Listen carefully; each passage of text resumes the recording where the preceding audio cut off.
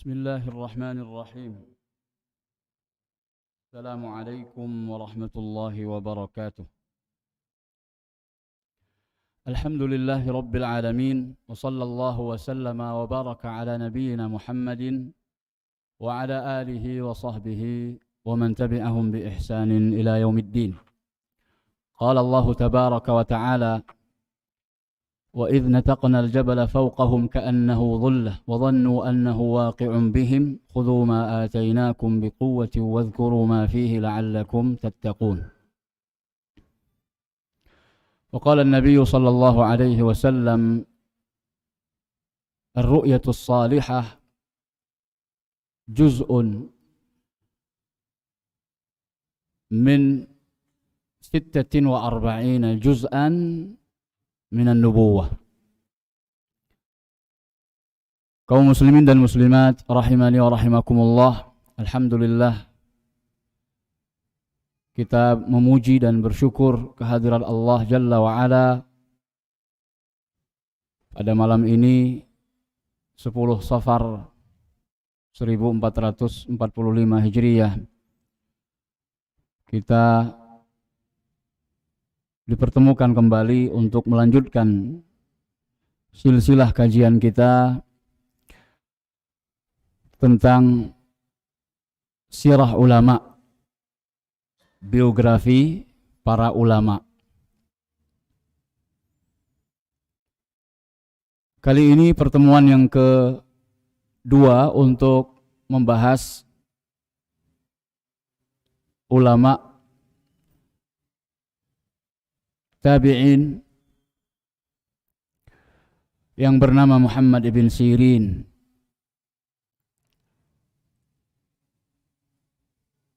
Kita jadikan pertemuan ini lebih khusus membahas tentang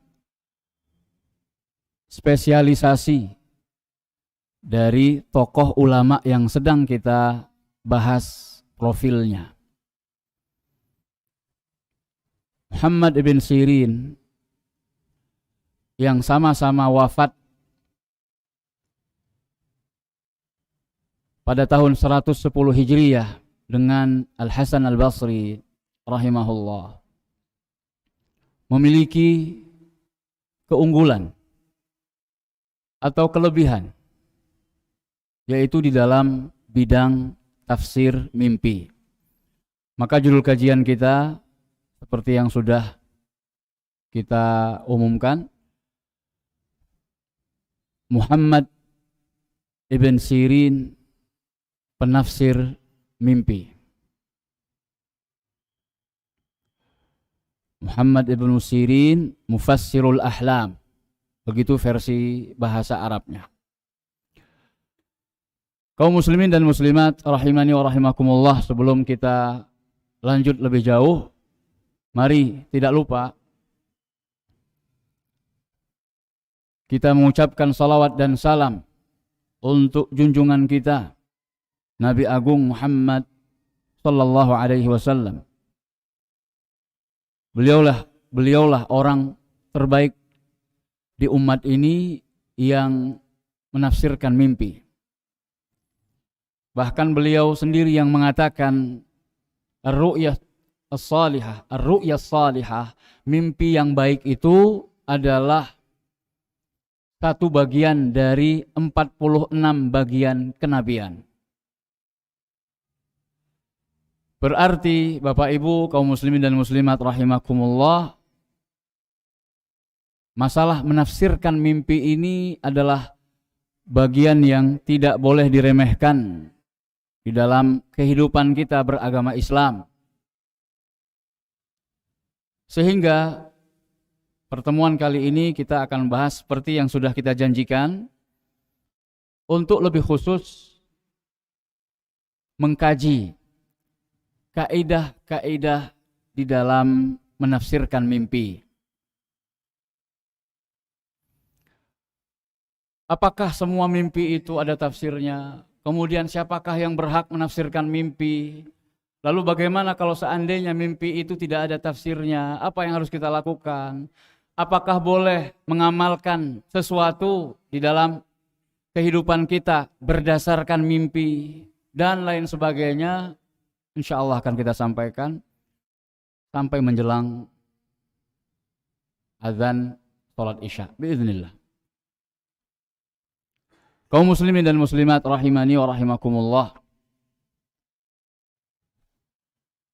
Qawaid fi al-ahlam atau fi tafsir al-ahlam, kaidah-kaidah di dalam menafsirkan mimpi ini sangat banyak sekali. Telah dibahas oleh para ulama kita. Namun bisa kita ringkas malam ini, atau kami berusaha untuk meringkasnya menjadi 5 poin saja. 5 kaidah. Mengingat terbatasnya waktu kita. Akan tetapi insya Allah 5 kaidah ini bisa mewakili dari kaidah-kaidah yang terpenting di dalam memahami masalah tafsir mimpi. Yang pertama, aqsamul manamat, aqsamul ahlam. Kita harus tahu pembagian mimpi. Ketika telah memahami ada beberapa macam kategori mimpi, maka insya Allah kita bisa lebih selektif di dalam menafsirkan mimpi atau dalam bidang tafsir mimpi. Karena tidak semua mimpi itu memiliki tafsir. Itu yang pertama sekali untuk kita ketahui. Tidak semua yang dilihat oleh seseorang adalah sesuatu yang bisa ditafsirkan. Dalilnya sebagaimana dalam Al-Quran ketika menceritakan tentang kisah Nabi Yusuf yang paling utama. Al-Quran tidak menafikan adanya istilah adghathu ahlam, bunga tidur. Adghathu ahlam. Ketika orang-orang dekat raja mengatakan bahwa mimpi raja itu termasuk bunga tidur, itu maksudnya tidak ada takwilnya, tidak ada tafsirnya. Padahal mereka sebenarnya nggak ngerti. Tetapi di sana diambil pendalilan bahwa ternyata mimpi itu tidak semua ada tafsirnya. Adghathu ahlam, bunga tidur. Maka kita katakan ada 3 kategori mimpi. Yang pertama, ar-ru'ya minallah. Mimpi dari Allah Subhanahu wa ta'ala. Karena ketika seseorang tidur, dia tidak berkuasa untuk mendatangkan mimpi itu. Jadi mimpi itu tidak bisa dipesan, nggak bisa by request. Saya kepingin malam ini mimpi yang mengerikan misalnya. Puter dulu channel atau frekuensi ya, supaya mimpinya jadi mengerikan. Atau mimpi yang indah-indah, frekuensinya beda misalnya. Itu di luar kekuasaan. Nah yang pertama, ru'ya minallah. Ada mimpi yang betul-betul datang dari Allah Subhanahu wa ta'ala. Bisa jadi baik, bisa jadi yang dilihat sesuatu yang tidak baik. Jadi kesimpulannya, tidak selamanya mimpi yang tidak baik ketika dilihat oleh seorang mukmin, seorang muslim dalam mimpinya itu berarti bukan berasal dari Allah. Contoh sesuatu yang mengerikan yang pernah dilihat oleh Nabi SAW dalam mimpinya. Karena mimpi para nabi wahyu. Terkadang Nabi melihat sesuatu yang indah. Terkadang pula tidak sedikit Nabi pernah melihat sesuatu yang mengerikan. Seperti ketika melihat neraka Itu kan sesuatu yang mengerikan, tidak baik. Tapi dilihat dalam mimpi seorang nabi. Namun jelas itu semua datang dari Allah Subhanahu wa taala. Menampakkan kepada kekasihnya.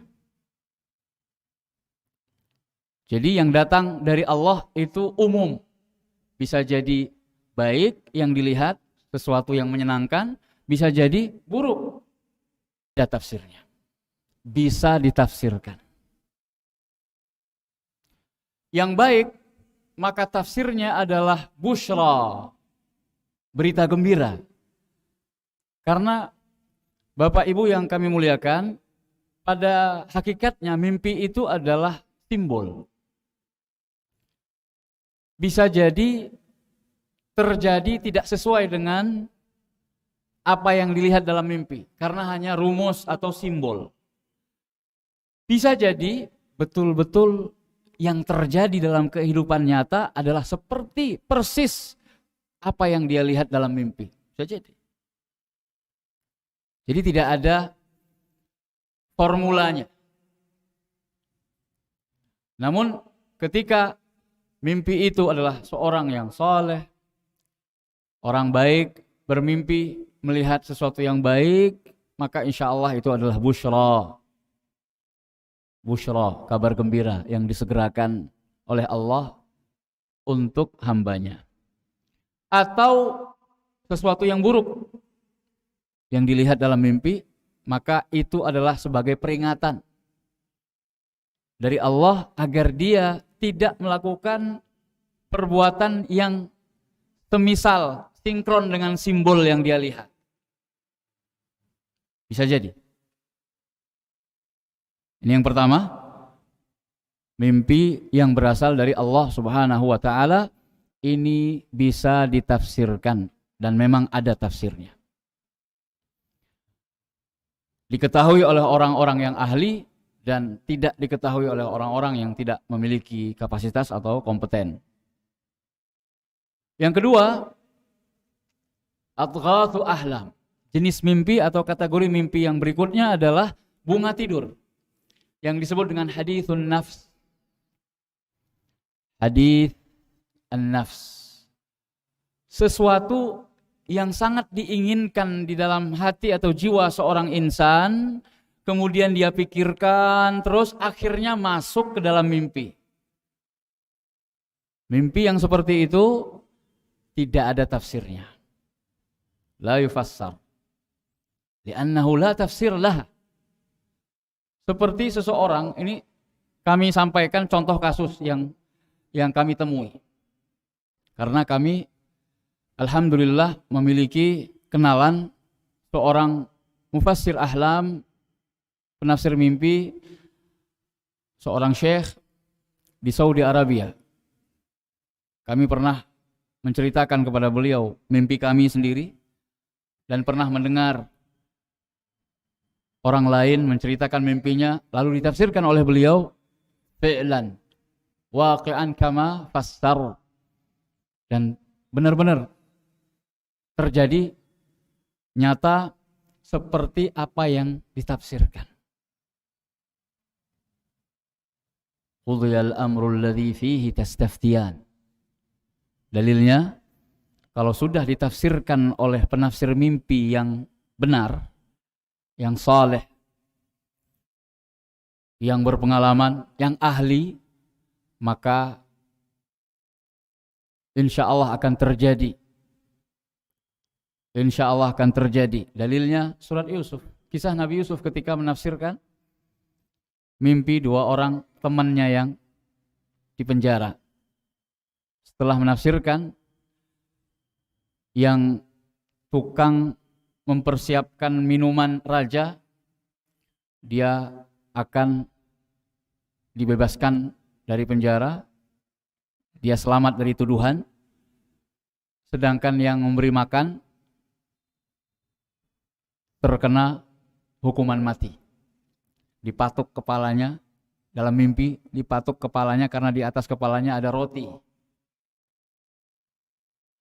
Yang satunya lagi dia memeras anggur, bagian minuman.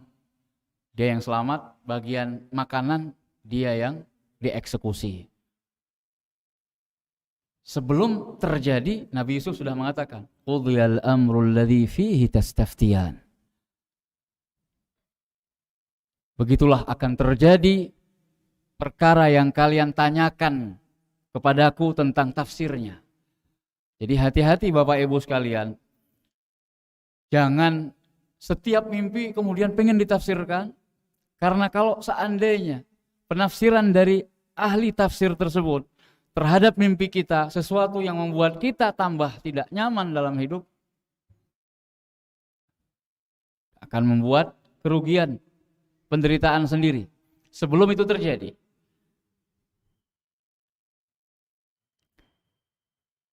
Kaum muslimin dan muslimat rahimani wa rahimakumullah. Jadi kembali haditsun nafs, sebuah contoh kasus di mana ada seorang bertanya kepada saya, Ustadz, tolong tanyakan tafsir mimpi saya. Memang kamu melihat apa? Dia mengatakan, Ustadz, saya seakan-akan berada di sebuah tempat seperti padang pasir begitu.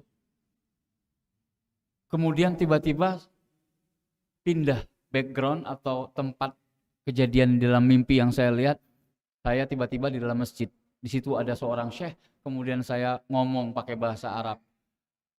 Sudah selesai mimpinya. Baik, insya Allah saya akan tanyakan lewat syekh saya ke syekh mufassir ahlam. Jadi antara saya dengan penafsir mimpi yang saya maksud di Saudi Arabia itu ada perantara, yaitu syekh saya sendiri. Jadi melalui beliau menanyakan apa arti atau tafsir mimpi orang yang ngomong ke saya tadi. Lama kami tunggu jawabannya karena syekh sibuk.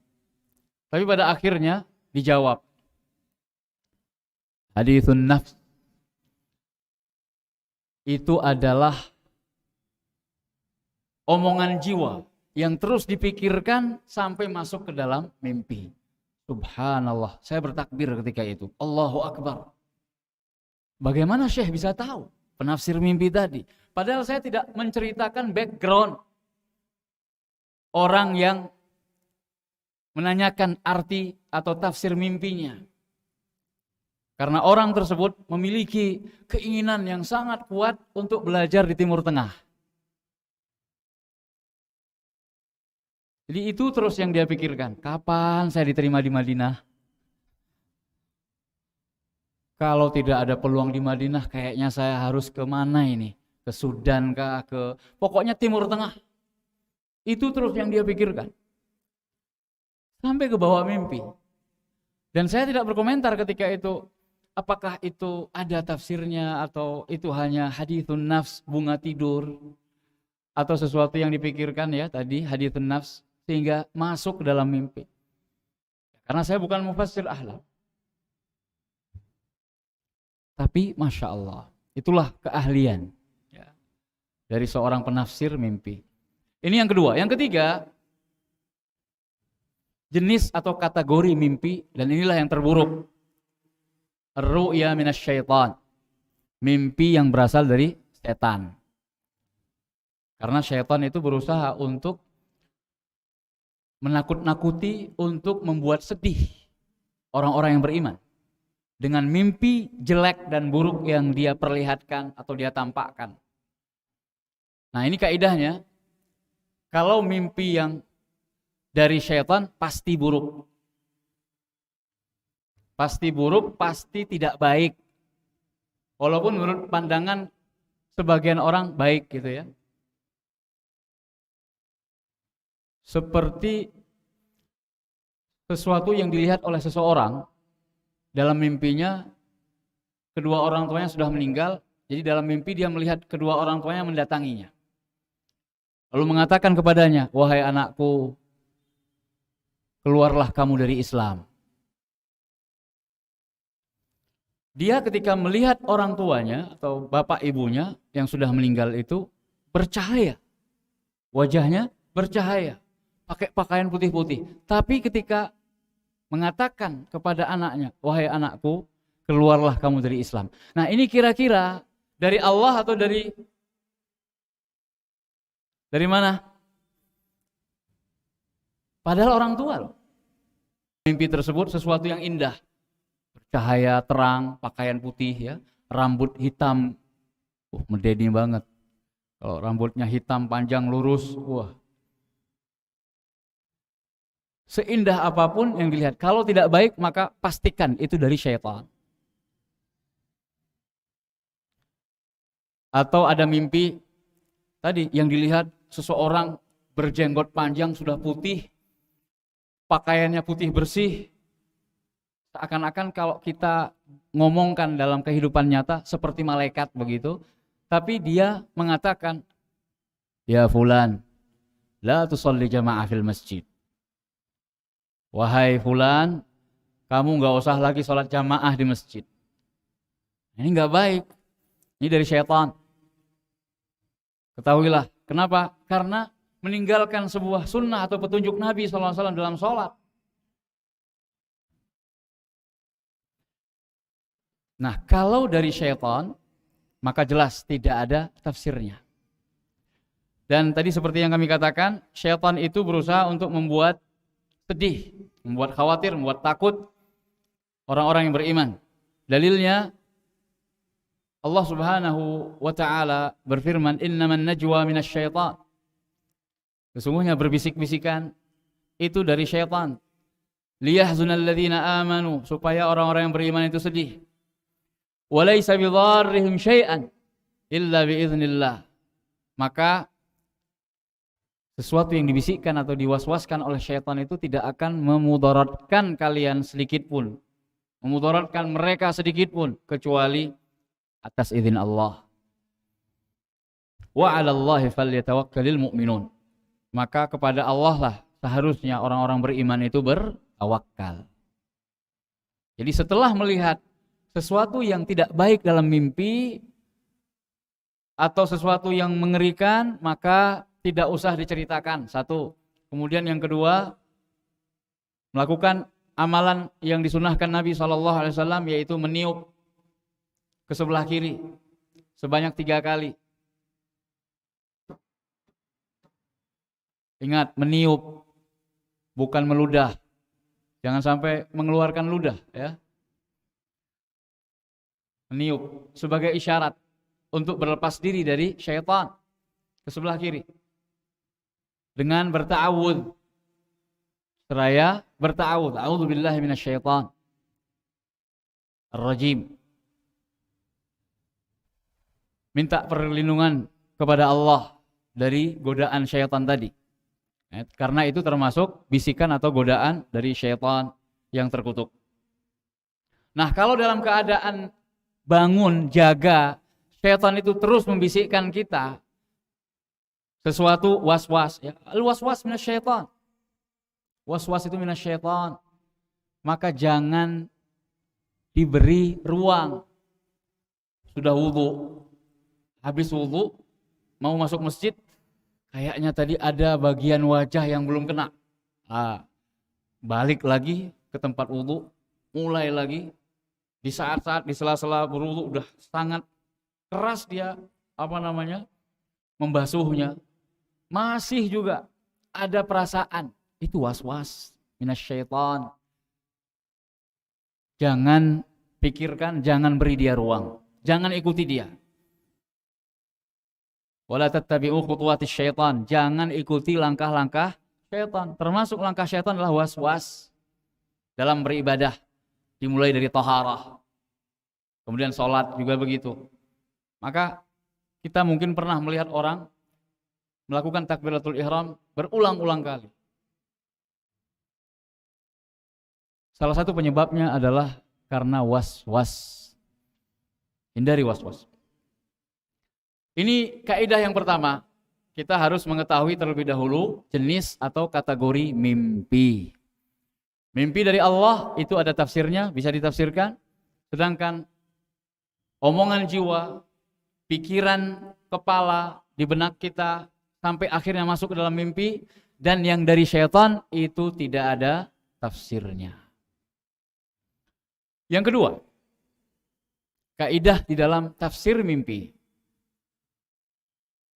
Mimpi yang baik, mimpi yang benar itu tidak mungkin menyelisihi syariat.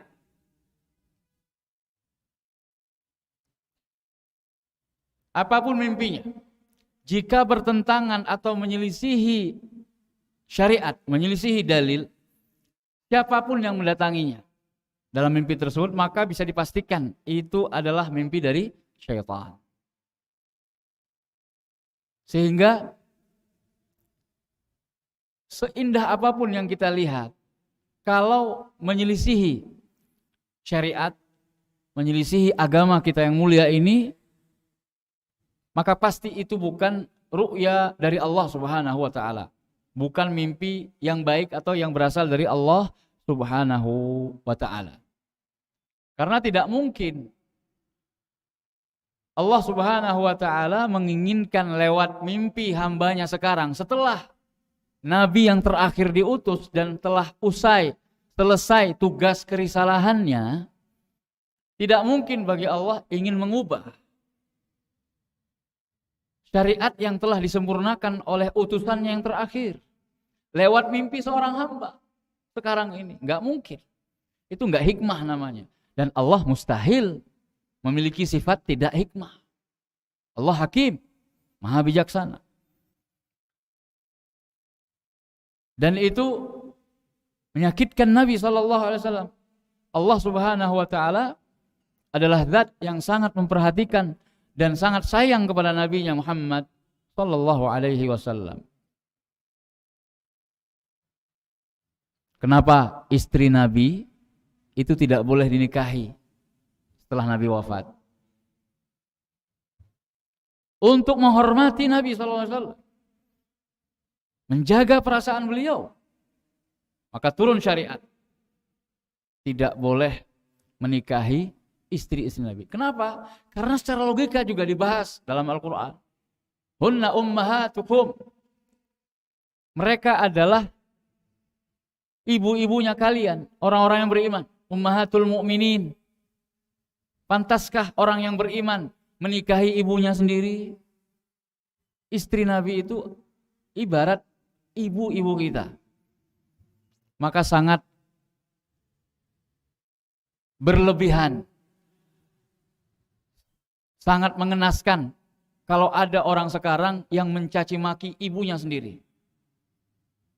Dan sampai sekarang masih ada orang-orang atau golongan yang menghina, mencerca, mencaci ibu kita yang paling faqih, ibu kita yang paling paham hukum agama, yaitu Ibunda Aisyah bintu Abi Bakar As-Siddiq radhiyallahu anhuma.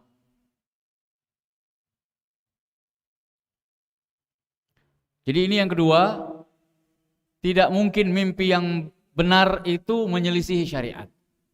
Kalau ada orang mendatangi dengan wajah yang luar biasa, berkilau, bercahaya, putih, kemudian mengatakan sesuatu yang menyelisih sunnah Nabi SAW, maka pasti itu adalah dari syaitan. Orang tersebut adalah jelmaan setan. Setan itu kan mampu untuk menjelma atau menyerupai makhluk, menyerupai orang yang sudah meninggal. Makanya ada orang yang pernah melihat penampakan, loh sudah meninggal tapi kok bisa jadi itu setan yang menjelma atau qarinnya, jin, atau setan dari kalangan jin yang berusaha untuk menggoda manusia, menakut-nakuti manusia. Kalau orang sudah meninggal, sudah ruh dan jasadnya nggak akan kembali lagi ke alam dunia. Alamnya adalah alam barzakh. Sudah, nggak usah khawatir, nggak usah takut. Kecuali Nabi SAW, setan tidak mampu untuk menyerupai wajah Nabi alaihi salatu wassalam. Dan ini keistimewaan Nabi SAW.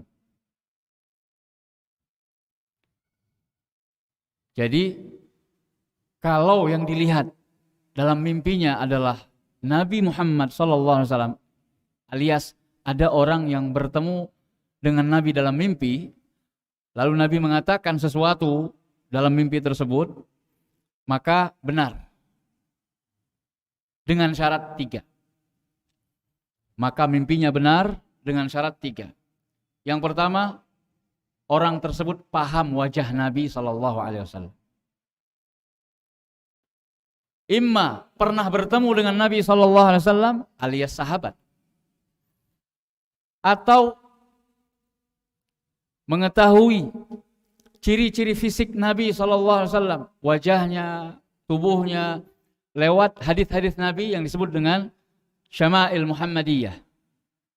Hadis-hadis Syama'il Nabi kita Muhammad SAW, yaitu hadis-hadis yang menceritakan tentang ciri-ciri fisik Nabi alaihi salatu wassalam. Kalau dia pelajari itu, dia bahas, dia kaji, sehingga mendapatkan gambaran tentang Nabi SAW, maka ketika dia bertemu dengan Nabi dalam mimpi, insya Allah benar. Dengan syarat yang pertama. Dalilnya mana? Tabi'in nggak pernah melihat Nabi. Tapi banyak sekali ulama-ulama tabi'in, baik yang sudah kita ceritakan tentang kisahnya, maupun yang belum kita sampaikan profilnya, mereka rata-rata bertemu dengan Nabi SAW dalam mimpi. Kok bisa memastikan kalau itu adalah Nabi? Dari gambaran para sahabat, guru mereka. Nabi itu ciri-ciri fisiknya begini, dan seterusnya. Dan mereka hafal itu dan paham benar. Syama'il Muhammadiyah. Jadi kalau ingin benar-benar bisa bertemu Nabi SAW dalam mimpi, pelajarilah kitab Syama'il Muhammadiyah, dan yang paling terkenal adalah buah karya Al-Imam At-Tirmidzi rahimahullah. Ini himbauan kami atau rekomendasi kami, kalau bisa ada kajian tentang Syama'il Muhammadiyah, ciri-ciri fisik Nabi Muhammad sallallahu alaihi wasallam. Nah, kalau orang mimpi ngaku bertemu Nabi, terus ketika ditanya, Nabi hidungnya bagaimana? Hidungnya ya mirip-mirip kayak saya misalnya, dia bilang, padahal hidungnya pesek. Nggak mungkin Nabi hidungnya pesek. Nabi hidungnya mancung. Kemudian rambutnya bagaimana? Wah, saya nggak tahu ya rambutnya, nggak pernah mendapatkan hadis yang menjelaskan tentang rambutnya. Terus yang Anda lihat itu siapa? Jadi tidak bisa memastikan. Maka ini klaim dia, pengakuan dia masih harus dipertanyakan dan diteliti. Syarat yang kedua, untuk menyatakan bahwa mimpinya bertemu dengan Nabi SAW adalah benar, sehingga apa yang dikatakan oleh Nabi juga bisa diterima dalam mimpi tersebut, adalah jika orang yang mimpi melihat Nabi itu termasuk orang-orang yang jujur dan terpercaya. Orang yang gak pernah bohong. Tapi kalau seandainya ada orang ngaku mimpi bertemu Nabi, tapi kesehariannya suka bohong, apakah bisa diterima klaim atau pernyataannya? Aku semalam mimpi ketemu sama Nabi loh. Mimpi ketemu sama Nabi. Nabi bilang, jadi walaupun isi perkataan Nabi baik sekalipun dalam mimpi tersebut, tapi orangnya suka bohong, ini tidak bisa diterima. Nabi mengatakan dalam mimpi itu, hei fulan, udah gak usah ngerokok lagi misalnya. Dinasihati sama Nabi. Sehingga dia gara-gara mimpi itu, dia meninggalkan rokok misalnya.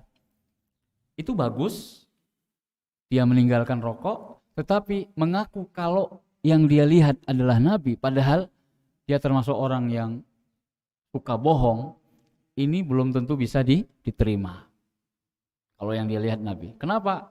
Kalau kita tidak tetapkan demikian, maka ketika isi mimpinya adalah sesuatu yang bertentangan, dan pernyataan orang tersebut langsung secara otomatis diterima, padahal orangnya memiliki track record suka berdusta.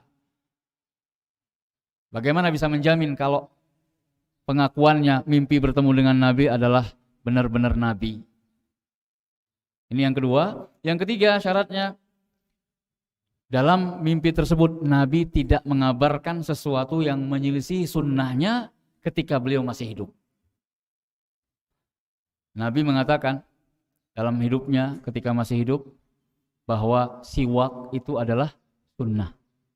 Ya, siwak sunnah. Nah, kok ada orang mimpi ketemu Nabi katanya dalam mimpi tersebut Nabi mengatakan siwak bukan sunnah. Siwak bukan sunnah. Nah, ini menyelisih sunnah Nabi ketika masih hidup.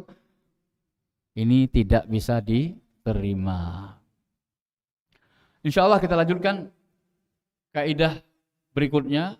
3 kaidah lagi yang tersisa setelah kita mendengarkan azan Isya dikumandangkan. Monggo muadzin, Allah.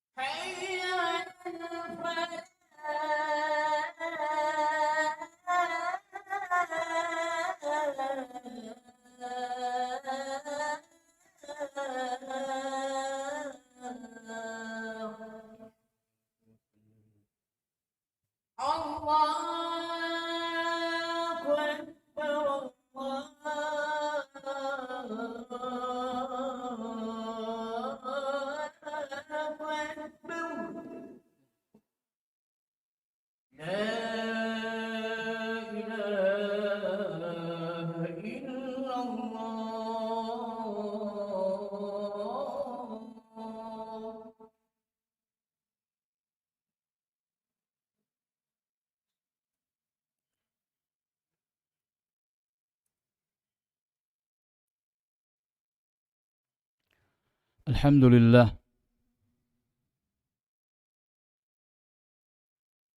Salatu wassalamu ala Rasulillah wa ba'd. Jamaah kaum muslimin dan muslimat rahimani wa rahimakumullah. Sudah dua kaidah.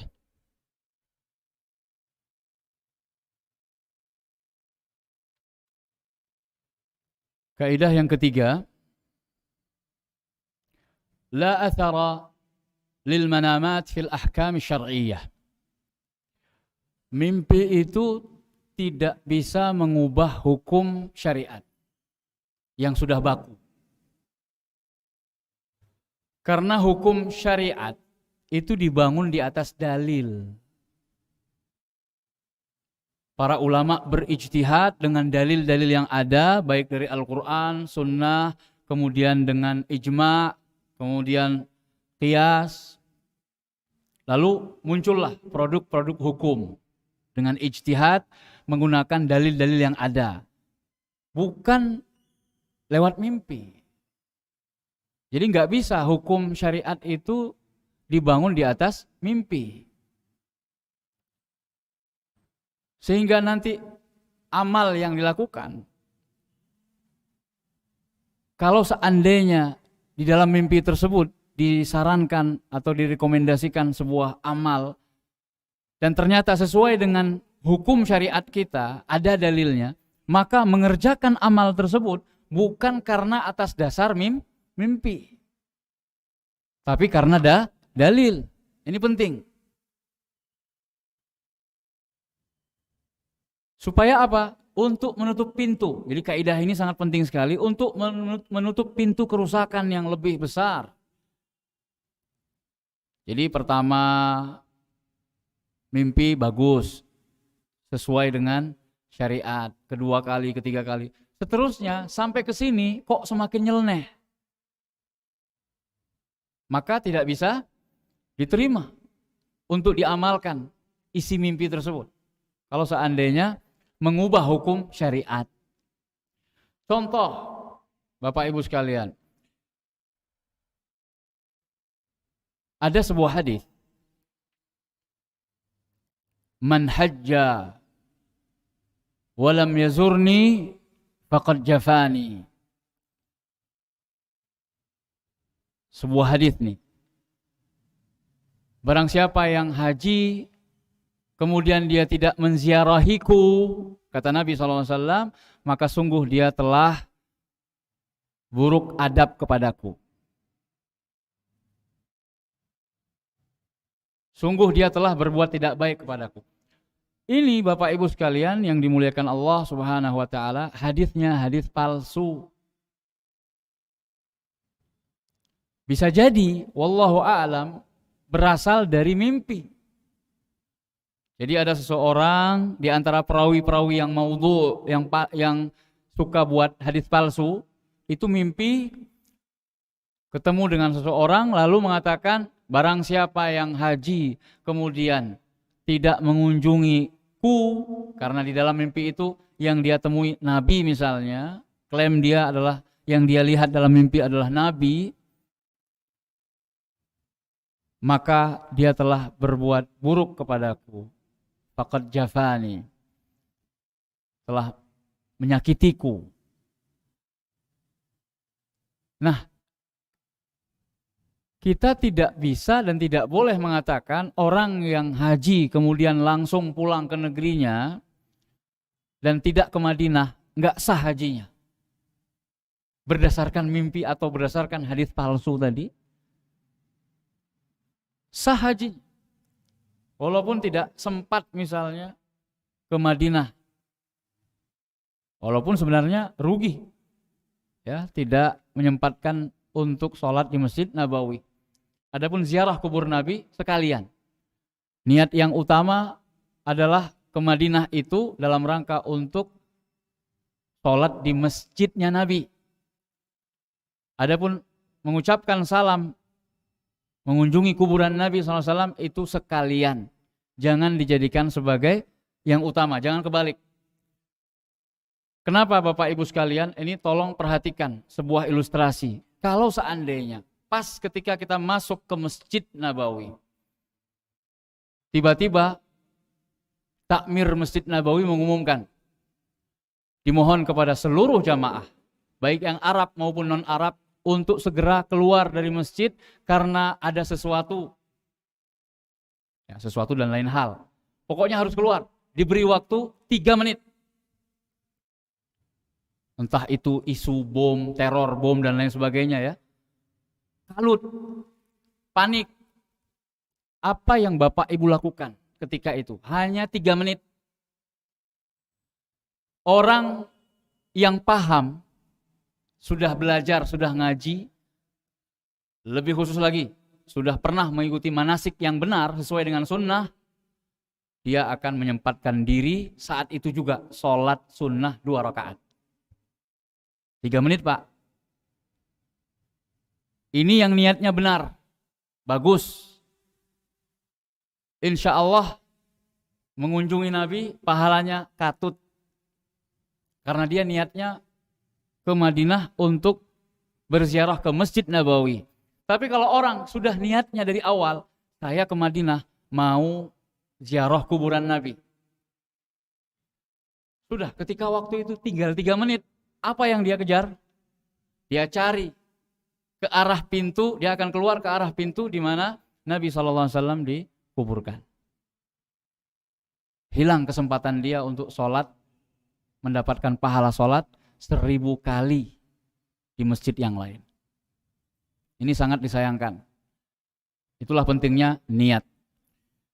Kemudian yang keempat, disyaratkan untuk mengamalkan isi mimpi.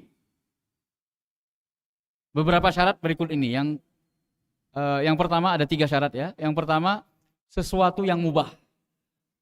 Selama isi mimpi itu sesuatu yang mubah, misalnya dalam mimpi dikatakan disuruh makan mie ayam misalnya, ya, mubah, boleh mengamalkannya, boleh, selama tidak ada perubahan hukum syar'i atau meninggalkan sesuatu yang mubah. Dalam mimpi ada orang bilang kamu jangan minum es lagi, misalnya, asal tidak dijadikan sebagai i'tiqad, maka boleh dia meninggalkan tadi karena sesuatu yang mubah sifatnya. Yang kedua, syaratnya isi mimpi bisa diamalkan kalau amalan tersebut memiliki maslahat yang lebih besar daripada mudarat. Berarti yang ketiga, tidak boleh mengamalkan isi mimpi kalau ternyata mafsadahnya, kerusakannya lebih besar daripada maslahatnya. Ini yang keempat syarat dibolehkannya untuk mengamalkan isi mimpi. Yang terakhir, yang kelima, penafsir mimpi haruslah orang yang berilmu, orang yang amanah, dan orang yang cerdas. Gak sembarangan menafsirkan mimpi. Karena mimpi itu seperti yang sudah kita katakan tadi, menakwilkan, mengalihkan simbol yang dilihat di dalam mimpi ke alam nyata. Maka harus orang-orang yang cerdas, orang-orang yang punya pengalaman.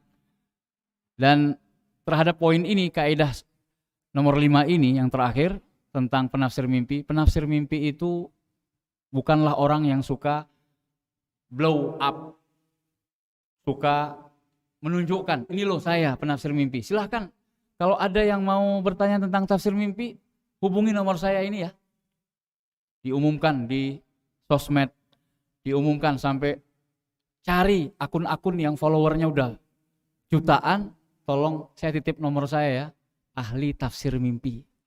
Ini orang cari panggung. Syekh yang saya maksud tadi, penafsir mimpi yang mimpi saya pernah ditafsirkan oleh beliau dan sudah terjadi seperti yang ditafsirkan, beliau tidak pasang iklan. Dan untuk menghubunginya adalah orang-orang tertentu. Saya lewat perantara syekh saya. Ingat, mirip seperti masalah ruqyah. Sekarang ruqyah, praktisi ruqyah sudah sangat banyak sekali. Betul, memang dalam rangka untuk menolong manusia. Tapi jangan jadikan itu sebagai alat untuk mencari penghidupan. sebar nomor WA kita, ahli tafsir mimpi. Sekali konsultasi 100.000. Sebelum dijawab WA-nya, transfer dulu. Nah ini, kaidah yang kelima ini untuk menutup pintu kerusakan dari orang-orang yang abal-abal mengaku ahli tafsir mimpi. Mudah-mudahan 5 kaidah ini bisa menjadikan pencerahan buat kita semua di dalam mensikapi mimpi-mimpi. Mudah-mudahan mimpi yang dilihat oleh saudara-saudara kita kaum muslimin adalah mimpi-mimpi yang baik, busyra, ya, busyra, berita gembira, baik untuk dirinya maupun untuk orang lain yang lebih luas. Bisa jadi seseorang itu bermimpi sesuatu yang hubungannya dengan orang banyak, hubungannya dengan negeri. Insya Allah di pertemuan selanjutnya, pertemuan ketiga, kita akan sampaikan contoh-contoh tafsir mimpi dari ulama kita ini, Muhammad ibn Sirin, dan luar biasa. Jadi kita akan berusaha untuk mengembangkan kajian kita, mudah-mudahan bisa menjadi pelajaran. Oh, simbol seperti ini tafsirnya begitu.